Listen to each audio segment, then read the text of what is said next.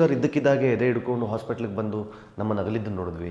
25-30 ಜನ ಹಾರ್ಟ್ ಅಟ್ಯಾಕ್ನಲ್ಲಿ ಬರೀ ಹಾಸನದಲ್ಲಿ ಪ್ರಾಪರಾಗಿ ಡಯಟ್ ಮಾಡ್ಕೊಂಡು ಜಿಮ್ಗೆ ಹೋಗೋರು ಸಹಿತ ಹಾರ್ಟ್ ಅಟ್ಯಾಕಿಗೆ ಸತ್ತು ಹೋಗ್ತಾರೆ ಅಂತಂದರೆ ವರ್ಷ ಜಾಸ್ತಿಯಾಗಿ ಹೋದ ವರ್ಷ ಅದು 32,000 ರೇಂಜಿಗೆ ಬಂದು ನಿಂತಿದೆ. ಏನಾಗಿದೆ? ಆಫ್ಟರ್ ಕೋವಿಡ್ ಸಿಚುವೇಶನ್ಸ್ ತುಂಬ ಬದಲಾಗಿದೆ. ನಮಸ್ಕಾರ, ಸ್ಪೀಡ್ ಪ್ಲಸ್ ಕರ್ನಾಟಕದ ವಿಶೇಷ ಕಾರ್ಯಕ್ರಮಕ್ಕೆ ಸ್ವಾಗತ. ನಾನು ನಿಮ್ಮ ಕಿರಿಕೀರ್ತಿ. ರಾಜ್ಯದಲ್ಲಿ ಅಂತಲ್ಲ, ಇಡೀ ದೇಶದಲ್ಲಿ ಎಲ್ಲೆಲ್ಲೂ ಹಾರ್ಟ್ ಅಟ್ಯಾಕ್ ಬಗ್ಗೆ ಬಹಳ ದೊಡ್ಡ ಸದ್ದು. ಅವ್ರಿಗೆ ಹಾರ್ಟ್ ಅಟ್ಯಾಕ್ ಆಯ್ತಂತೆ, ಇವ್ರಿಗೆ ಹಾರ್ಟ್ ಅಟ್ಯಾಕ್ ಆಯ್ತಂತೆ. ನಾವು ಕಳೆದ ಒಂದು 3-4 ವರ್ಷ ಹಾಗೆ ಗ್ಲಾನ್ಸ್ ಮಾಡಿ ಎಷ್ಟೋ ಜೀವಗಳು, ಫಿಟ್ ಆಗಿರುವ ಜೀವಗಳು, ಅಪ್ಪು ಸರ್ ಸೇರಿದಂತೆ ಸಾಕಷ್ಟು ಫಿಟ್ ಆಗಿರೋ ಜಿಮ್ಮಲ್ಲಿ ಕುಸ್ತು ಬಿದ್ದಿರೋದನ್ನು ನೋಡಿದ್ವಿ. ಅಪ್ಪು ಸರ್ ಇದ್ದಕ್ಕಿದ್ದಾಗೆ ಎದೆ ಹಿಡ್ಕೊಂಡು ಹಾಸ್ಪಿಟ್ಲಿಗೆ ಬಂದು ನಮ್ಮನ್ನು ಅಗಲಿದ್ದನ್ನು ನೋಡಿದ್ವಿ. ಮೊನ್ನೆ ಕಾಂಟಾಲಗ ಹುಡುಗಿ ಶೆಫಾಲಿ, ಹುಡುಗರು ಸಿನಿಮಾದಲ್ಲಿ ಪಂಕಜ ಅಂತ ಹೇಳಿ ಡ್ಯಾನ್ಸ್ ಮಾಡಿದ ಶೆಫಾಲಿ, 42 ವರ್ಷದ ಶೆಫಾಲಿ ಹೃದಯಾಘಾತಕ್ಕೆ ಸಾವನ್ನಪ್ಪಿದ್ದಾಯಿತು. ಇದೆಲ್ಲದರ ಮಧ್ಯೆ ಈಗ ಒಂದು ವಿಶೇಷ ಏನಪ್ಪಾ ಅಂತಂದರೆ, ಹಾಸನದಲ್ಲಿ ಆಗ್ತಾ ಇರುವಂತಹ ಹಾರ್ಟ್ ಅಟ್ಯಾಕ್ ಸೀರೀಸ್. ಕಳೆದ 40 ದಿನಗಳಲ್ಲಿ ಹತ್ತತ್ರ 25-30 ಜನ ಹಾರ್ಟ್ ಅಟ್ಯಾಕ್ನಲ್ಲಿ ಬರೀ ಹಾಸನದಲ್ಲಿ. ಇವಾಗ ಮುಖ್ಯಮಂತ್ರಿಗಳು ಸಹಿತ ಅದ್ರ ಬಗ್ಗೆ ಮಾತಾಡಿ, ಇಲ್ಲ ಇದಕ್ಕೊಂದು ಸಮಿತಿ ರಚನೆ ಮಾಡಿ ಏನು ಕಾರಣ ಅಂತ ಕಂಡುಹಿಡಿಯಬೇಕು. ಅಂದರೆ ಇನ್ನೊಂದು ಆಶ್ಚರ್ಯ ಏನು ಅಂತಂದರೆ, ಹಾರ್ಟ್ ಅಟ್ಯಾಕ್ ಆಗ್ತಾ ಇರುವ ಏಜ್ ಗ್ರೂಪ್ ಇದೆಯಲ್ಲ, ಅದು 40-50 ಒಳಗಡೆ. ಈ ಏಜ್ ಗ್ರೂಪ್ನವ್ರು ಆರಾಮಾಗಿ ಪೇಪರ್ ಓದ್ಕೊಂಡಿರ್ತಾರೆ, ಅಲ್ಲೇ ಇದೆ ಹಿಡ್ಕೋತಾರೆ, ಕುಸ್ತು ಬೀಳ್ತಾರೆ. ಆಟೋ ಓಡಿಸ್ತಾರೆ, ಕುಸ್ತು ಬೀಳ್ತಾರೆ. ಸಂಜೆ ತನಕ ನೆಮ್ಮದಿಯಾಗಿ ಕೆಲಸ ಮಾಡ್ಕೊಂಡು ಮನೆಗೆ ಬಂದಿರ್ತಾರೆ, ಇನ್ನೂ ಮನೆಗೆ ಬಂದು ಕೂತಿರಲ್ಲ, ಚೇರ್ ಮೇಲೆ ಹಾಗೆ ಪ್ರಾಣ ಬಿಡ್ತಾ ಇದ್ದಾರೆ. ಏನಾಗ್ತಾ ಇದೆ ಇಲ್ಲಿ? ನಾವು ಹೇಳ್ತಾ ಇರೋದು ಏನೋ ಒಂದು ಯುವ ಜನಾಂಗ ಯಾವುದೋ ಒಂದು ದುಶ್ಚಟಕ್ಕೆ ಬಲಿಯಾಗಿ ಏನೋ ಮಾಡ್ತಾ ಇದ್ದಾರೆ, ಹಂಗಲ್ಲ. ಇನ್ನು ಪ್ರಾಪರಾಗಿ ಡಯಟ್ ಮಾಡ್ಕೊಂಡು ಜಿಮ್ಗೆ ಹೋಗೋರು ಸಹಿತ ಹಾರ್ಟ್ ಅಟ್ಯಾಕಿಗೆ ಸತ್ತು ಹೋಗ್ತಾರೆ ಅಂತಂದರೆ ನನಗೆ ಆಶ್ಚರ್ಯ. 24-25 ವರ್ಷದ ಮಕ್ಕಳಿಗೆಲ್ಲ, ಹುಡುಗರಿಗೆಲ್ಲ, ಯುವಕರಿಗೆಲ್ಲ ನಿಮಗೆ ಹಾರ್ಟ್ ಅಟ್ಯಾಕ್ ಬಂದು ಸಾಯ್ತಾರೆ ಅಂತಂದರೆ ಸಮಥಿಂಗ್ ಈಸ್ ಸೀರಿಯಸ್ಲಿ ರಾಂಗ್. ಎಲ್ಲಿ ಮಿಸ್ ಹೊಡಿತು, ಏನಾಗ್ತಿದೆ ಗೊತ್ತಿಲ್ಲ. 2021ರವರೆಗೆ ಇಡೀ ದೇಶದಲ್ಲಿ ಹಾರ್ಟ್ ಅಟ್ಯಾಕ್ನಿಂದ ಸಾಯ್ತಾ ಇದ್ದವರ ಸಂಖ್ಯೆ 6,000ದಿಂದ 7,000 ಇತ್ತು. ಹೋದ ವರ್ಷ ಅದು 32,000ಕ್ಕೆ ಬಂದು ನಿಂತಿದೆ. ಭಾರತದಲ್ಲಿ ಒಂದು ವರ್ಷಕ್ಕೆ ಕಾರ್ಡಿಯಾಕ್ ಅರೆಸ್ಟ್ನಿಂದ ಸಾಯುವವರ ಸಂಖ್ಯೆ 6,000ದಿಂದ 7,000 ರೇಂಜಲ್ಲಿ ಇದ್ದಿದೆ 2021ರಲ್ಲಿ. ಕ್ರಮೇಣ ವರ್ಷ ಜಾಸ್ತಿಯಾಗಿ ಹೋದ ವರ್ಷ ಅದು 32,000 ರೇಂಜಿಗೆ ಬಂದು ನಿಂತಿದೆ. ಅಂದರೆ ಇಲ್ಲಿ ಇಲ್ಲ ವಾತಾವರಣದಲ್ಲಿ ಏನೋ ಬದಲಾವಣೆ ಆಗಿದೆಯೋ, ಅಥವಾ ಹೃದಯಾಘಾತಕ್ಕೆ ಪೂರಕವಾಗಿರುವಂತಹ ವಾತಾವರಣ ನಿರ್ಮಾಣ ಆಗ್ತಾ ಇದೆಯೋ, ಅಥವಾ ನಮ್ಮ ಆಹಾರ ಪದ್ಧತಿಯೋ, ಮೆಡಿಸಿನ್ಸೋ ಏನೋ ಮಿಸ್ ಹೊಡಿತಾ ಇದೆಯೋ. ಈಗ ಅದಕ್ಕೊಂದು ಸಮಿತಿಯನ್ನು ರಚನೆ ಮಾಡಿ ಟೀಮ್ ಬಿಟ್ಟು ಯಾಕೆ ಆಗ್ತಾ ಇದೆ, ಏನು ಕಾರಣ? ಒಂದೇ ಜಿಲ್ಲೆಯಲ್ಲಿ ಏಕಕಾಲಕ್ಕೆ, ಅಂದರೆ ಒಂದೇ ದಿನಕ್ಕೆ 5 ಜನ ಹೃದಯಾಘಾತದಿಂದ ಮರಣ ಆಗೋದು ಅಂತಂದರೆ ಅನ್ಬಿಲೀವಬಲ್. ಪುಟ್ಟ ಹೃದಯಕ್ಕೆ ಏನಾಗಿದೆ ಅಂತ TV9 ಒಂದು ಸೀರೀಸ್ ಮಾಡ್ತಾ ಇದ್ದಾರೆ. ನಿಜವಾಗ್ಲೂ ಏನಾಗಿದೆ ಅಂತ ಪ್ರಶ್ನೆ ಕೇಳಬೇಕು.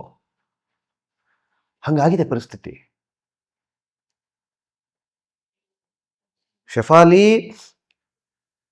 ಕೊನೆಯ ಕ್ಷಣದವರೆಗೂ ಅತ್ಯುತ್ತಮವಾದ ಆರೋಗ್ಯವನ್ನು ಕಾಪಾಡಿಕೊಂಡು ಬಂದವರು. ಆದರೆ ಅಲ್ಲಿ ಏನಾಯಿತು? ಓವರ್ ಡಯಟು, ಅನವಶ್ಯಕವಾಗಿ ಮಾಡೋದು ಡಯಟ್ಗಳನ್ನು, ಉಪವಾಸ ಇರೋದು, ಇದೆಲ್ಲ ಆಗಿರ್ಬೋದು ಅದಕ್ಕೆ ಕಾರಣ. ಬಟ್ ಆದರೆ ನಾನು ಹೇಳ್ತಾ ಇರೋದು, ಅಪ್ಪು ಸರ್ ಒಂದು ಹೆಲ್ದಿ ಡಯಟನ್ನು ಮೇಂಟೈನ್ ಮಾಡ್ತಾ ಇದ್ದವರು, ಜಿಮ್ಗೆ ರೆಗ್ಯುಲರ್ ಆಗಿ ಹೋಗ್ತಾ ಇದ್ದವರು, ಕೋವಿಡ್ ಟೈಮ್ನಲ್ಲೂ ಸಹಿತ ವರ್ಕೌಟನ್ನು ನಿಲ್ಲಿಸ್ತಾ ಇದ್ದವರು, 100-150 ಬಸ್ಕಿ ಹೊಡಿತಾ ಇದ್ದವರು, ಡಿಪ್ಸ್ ಹೊಡಿತಾ ಇದ್ದವರು. ಇದ್ದಕ್ಕಿದ್ದಂಗೆ ಹಿಂದಿನ ದಿನ ರಾತ್ರಿ ಆರಾಮಾಗಿದ್ದವರು ಬೆಳಗ್ಗೆ ಎದ್ದ ತಕ್ಷಣ ಎದೆ ಹಿಡ್ಕೊಂಡು ಹಾಸ್ಪಿಟ್ಲಿಗೆ ಬಂದರೆ ಜೀವ ಇಲ್ಲ ಅಂತ ಅಂದ್ಬಿಟ್ರೆ ಏನಾಗಿದೆ? ಆಫ್ಟರ್ ಕೋವಿಡ್ ಸಿಚುವೇಶನ್ಸ್ ತುಂಬ ಬದಲಾಗಿದೆ. ಆಫ್ಟರ್ ಕೋವಿಡ್ ಆದಮೇಲೆ ಮನುಷ್ಯನಿಗೆ ತನ್ನ ಕೆಪಾಸಿಟಿ, ತನ್ನ ಪವರ್, ಆರೋಗ್ಯವನ್ನು ಕಾಪಾಡಿಕೊಳ್ಳುವ ತನ್ನ ಜೀವನ ಶೈಲಿ ಅಥವಾ ಪದ್ಧತಿ ಇದೆಯಲ್ಲ, ಅದರಲ್ಲಿ ಏನೋ ಕೊರತೆ ಕಾಣ್ತಾ ಇದೆ ನನ್ನ ಪ್ರಕಾರ. ಇವತ್ತು ನಾನು ನಿಮ್ಗೇನು ಹೇಳೋದು ಅಂತಂದರೆ, ಬಿವೇರ್. ಫಸ್ಟು ನೀವು ಸ್ವಲ್ಪ ಹುಷಾರಾಗಿರಿ. ಆ್ಯಂಡ್ ಸಣ್ಣದಾಗಿ ಎದೆ ನೋವು ಕಾಣಿಸ್ಕೊಳ್ತು, ಗ್ಯಾಸ್ಟಿಕ್ಕು, ಏನೋ ಕುಡಿದ್ಬಿಟ್ಟೆ, ಸಣ್ಣದಾಗಿ ಎದೆ ನೋವು ಕಾಣಿಸ್ಕೊತಾ ಇದೆ, ಏನೋ ಒಂದು ಮಾತ್ರೆ ತಿಂದು ಮಲಗಿಬಿಡ್ತೀನಿ, ದಯವಿಟ್ಟು ಮಾಡಬೇಡಿ. ಹೃದಯಕ್ಕೆ ಸಂಬಂಧಪಟ್ಟ ಹಾಗೆ ಈ ಕ್ಷಣಕ್ಕೆ, ಈ ಸಂದರ್ಭದಲ್ಲಿ ಯಾರೂ ಸಹಿತ ಇಗ್ನೋರ್ ಮಾಡಬೇಡಿ. ಇದು ನಿಮ್ಮಲ್ಲಿ ನಮ್ಮ ಕಳಕಳಿಯ ಮನವಿ. ಯಾಕಂದರೆ ಜೀವ ಹೋಗಬೇಕು ಅಂತಿದ್ರೆ ಯಾವ ಟೈಮಲ್ಲಾದರೂ ಹೋಗುತ್ತೆ ರೀ, ಅದರಲ್ಲಿ ಎರಡನೇ ಮಾತಿಲ್ಲ. ಆದರೆ ನಮ್ಮ ಕೈಯಿಂದಲೇ ನಮ್ಮ ಜೀವವನ್ನು ತಕ್ಕೊಳ್ಳೋದಿದೆಯಲ್ಲ, ಅದು ಸರಿಯಲ್ಲ. ಅದಕ್ಕೆ ಹೇಳ್ತಾ ಇರೋದು, ಇಗ್ನೋರ್ ಮಾಡಬೇಡಿ. ಆಮೇಲೆ ಇತ್ತೀಚೆಗೆ ಒಂದು ರೀಲ್ ನೋಡ್ತಾ ಇದ್ದೆ, ತುಳುವಲ್ಲಿ ಯಾರೋ ಮಾಡಿದರು. ಅವ್ರು ಹೇಳ್ತಾರೆ ಫ್ರೆಂಡು, ಇದೇ ನೋಡ್ತಾ ಇದೆ ಕಣೋ ಯಾಕೋ, ಹೇಗೆ ಗ್ಯಾಸ್ಟ್ರಿಕ್ ಮನೆ ಅದೇನಾಗಲ್ಲ ಬಿಡು ಅಂದರೆ ಬೆಳಗ್ಗೆ ಅವ್ನ ಜೀವ ಹೋಗ್ಬಿಟ್ಟಿರುತ್ತೆ, ಬೆಳಗ್ಗೆ ಒಂದು ಜೀವನೇ ಹೋಗ್ಬಿಟ್ಟಿರುತ್ತೆ. ಹಾಗಾಗಿ ಯಾರ ಮಾತನ್ನು ಕೇಳಬೇಡಿ. ನಿಮಗೆ ಅನ್ನಿಸ್ತಾ ಇದೆಯಾ ನನಗೇನೋ ಮಿಸ್ ಹೊಡಿತಾ ಇದೆ, ರೆಗ್ಯುಲರಾಗಿ ನನಗಿಲ್ಲ, ನನಗೇನೋ ಒಂದು ಸ್ವಲ್ಪ ವೀಸಿಂಗ್ ಥರ ಅನ್ನಿಸ್ತಾ ಇದೆ, ಎದೆ ಹಿಡಿದಾಗ ಅನ್ನಿಸ್ತಾ ಇದೆ, ದಯವಿಟ್ಟು ಇಮಿಡಿಯೇಟಾಗಿ ಹಾಸ್ಪಿಟ್ಲಿಗೆ ಹೋಗಿ ಕನ್ಸಲ್ಟ್ ಮಾಡಿ. ಹಿಂಗೆ ಆಗ್ತಿದೆ ನನಗೆ.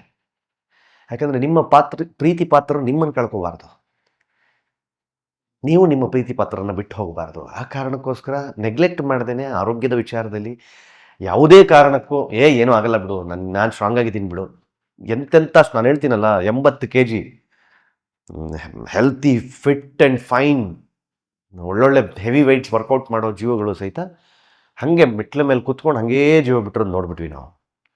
ಹಾಗಾಗಿ ದಯವಿಟ್ಟು ಈ ವಿಚಾರದಲ್ಲಿ ಇಗ್ನೋರ್ ಮಾಡಬೇಡಿ. ಯಾಕಂದರೆ ಈ ಟೈಮ್ನಲ್ಲಿ ಇದೊಂಥರ ಹಾರ್ಟ್ ಅಟ್ಯಾಕ್ ಸೀಸನ್ ಥರ ನಡೀತಾ ಇದೆ. ನೀವೇ ಯೋಚನೆ ಮಾಡಿ, 6,000ರಿಂದ 7,000 ಇದ್ದಿದ್ದ ರೇಂಜು 3 ವರ್ಷದಲ್ಲಿ 32,000ಕ್ಕೆ ಬಂದು ನಿಂತಿದೆ ಅಂತಂದರೆ ಸಮಥಿಂಗ್ ಇಸ್ ಸೀರಿಯಸ್ಲಿ ರಾಂಗ್. ಹೃದ್ರೋಗದ ವಿಚಾರದಲ್ಲಿ ನಾವೆಲ್ಲೋ ಮಿಸ್ ಹೊಡಿತಾ ಇದ್ದೀವಿ. ಸೊ ಹಾಗಾಗಿ ಯಾರೂ ನೆಗ್ಲೆಕ್ಟ್ ಮಾಡೋದು ಬೇಡ. ನಮ್ಮ ಆರೋಗ್ಯವನ್ನು ನಮ್ಮ ಕೈಲಿ ಇಟ್ಕೊಳ್ಳೋಣ. ನಿಮ್ಮ ಫ್ಯಾಮಿಲಿನೂ ಅಷ್ಟೇ, ನಿಮ್ಮ ಫ್ಯಾಮಿಲಿಗೆ ಆಗಾಗ ರೆಗ್ಯುಲರಾಗಿ ಚೆಕಪ್ ಮಾಡಿಸೋದನ್ನು ಪ್ರಾಕ್ಟೀಸ್ ಮಾಡಿಸಿ. ಸೊ ಹೆಲ್ತ್ ಚೆನ್ನಾಗಿ ಇಟ್ಕೊಳ್ಳಿ. ಯಾವ ಏಜ್ 20, 25, 30 ಆಗಿದ್ರು ನಿಮ್ಗೆ ಏನೋ ಒಂದು ಸ್ವಲ್ಪ ಸಮಸ್ಯೆ ಕಾಣಿಸ್ತಾ ಇದೆ ಅಂತಂದರೆ ಇಷ್ಟು ಸಣ್ಣ ಏಜಿಗೆ ಏನಾಗ್ಬಿಡುತ್ತೆ ಅಂತ ಯೋಚನೆ ಮಾಡಿಬಿಡಿ. ಈಗ ಎಲ್ಲವೂ ಸಾಧ್ಯ ಇದೆ. ಹಾಗಾಗಿ ನಿಮ್ಮ ಆರೋಗ್ಯ ನಿಮ್ಮ ಕೈಲಿದೆ ಅನ್ನೋದನ್ನು ಗಮನದಲ್ಲಿಟ್ಕೊಂಡು ಈ ಸಮಸ್ಯೆನ ಅಥವಾ ಏನಕ್ಕೆ ಆಗ್ತಾ ಇದೆ ಈ ಹಾರ್ಟ್ ಅಟ್ಯಾಕ್ಸು, ಇದು ಆದಷ್ಟು ಬೇಗ ನಿಲ್ಲಿ. ಮತ್ತು ಹಾಸನದ ಜನ ನೆಮ್ಮದಿಯಾಗಿರಲಿ, ಕರ್ನಾಟಕದ ಜನ ನೆಮ್ಮದಿಯಾಗಲಿ, ಭಾರತೀಯರು ನೆಮ್ಮದಿಯಾಗಿರಲಿ. ಆ ಥರದ ದಿನಗಳು ಬರಲಿ. ಹಾರ್ಟ್ ಅಟ್ಯಾಕ್ಗಳ ಸಂಖ್ಯೆಯಲ್ಲಿ ಗಣನೀಯವಾದ ಇಳಿಕೆ ಆಗಲಿ ಅನ್ನೋದು ನಮ್ಮ ಬಯಕೆ. ಮಿಸ್ ಮಾಡಬೇಡಿ. ದಯವಿಟ್ಟು ಒಂದು ಚೆಕಪ್ ಮಾಡಿಸಿ. ನೋಡ್ತಾ ಇರಿ ಸ್ಪೀಡ್ ಪ್ಲಸ್ ಕರ್ನಾಟಕ. ಇದು ನಿಮ್ಮಿಂದ ನಿಮಗಾಗಿ, ನಿಮಗೋಸ್ಕರ. ಮತ್ತೆ ಸಿಗ್ತೀನಿ. ನಮಸ್ಕಾರ. Speed plus Karnataka.